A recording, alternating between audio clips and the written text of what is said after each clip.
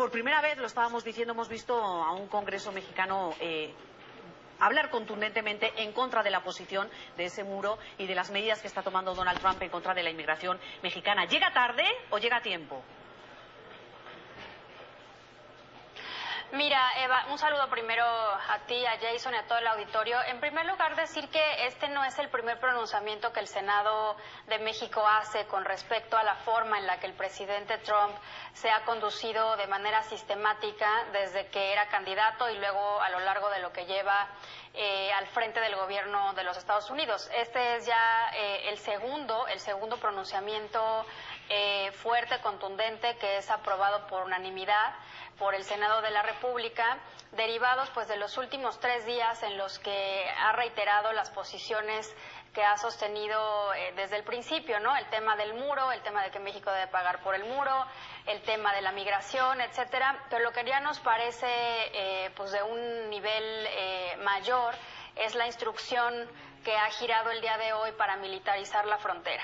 Entonces, esto es lo que lleva al Senado de México a hacer este pronunciamiento, no solamente exigiendo, como ya lo hemos hecho en otras ocasiones, respeto al pueblo de México, le estamos exigiendo directamente al presidente Trump que se comporte a la altura de la importancia de la relación bilateral entre México y Estados Unidos, que se conduzca con verdad, porque ha sido una conducta en la que ha dicho muchas mentiras.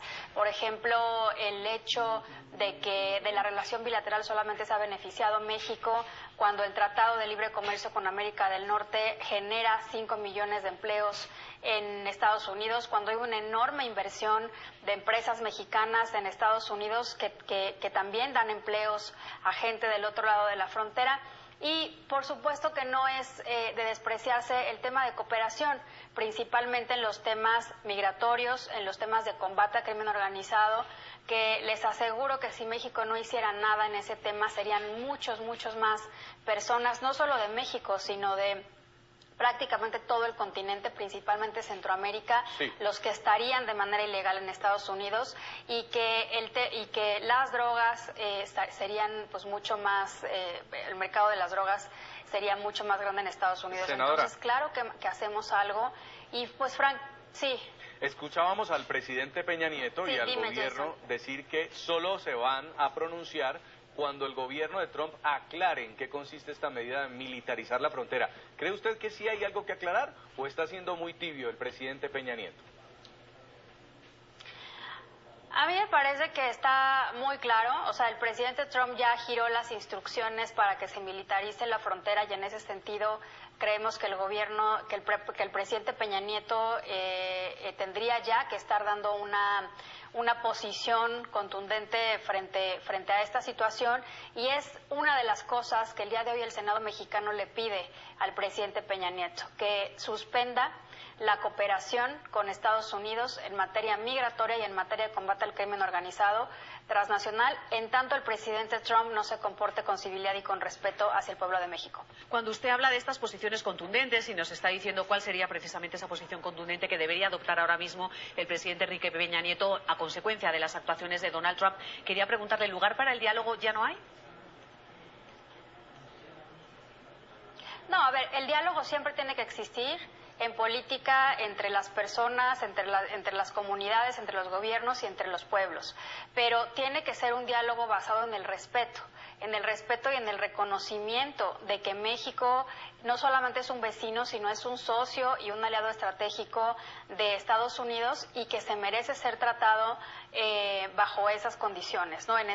Reconociendo esas características de México. Entonces el diálogo tiene que haber, por supuesto, pero basado en el respeto. Y señora Laura Rojas, ustedes exigen respeto al presidente Trump y en esa medida también están advirtiendo con cerrar toda cooperación en materia de narcotráfico y crimen organizado.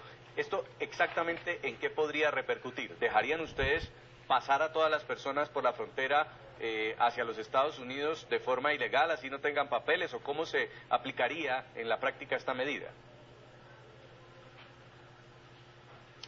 Bueno, pues en la práctica creo que tendría esa repercusión, ¿no? Simplemente pues que el gobierno mexicano deje de de ejecutar, de implementar las políticas migratorias que incluso a un costo y a una crítica por parte de otros países de la región hacemos, precisamente como parte de la colaboración y la cooperación que se tiene con Estados Unidos, y creo que esa sería, por supuesto, una de las consecuencias.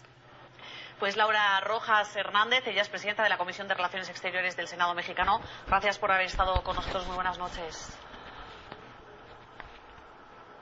Gracias a ustedes. Muy buenas noches. Saludo al auditorio.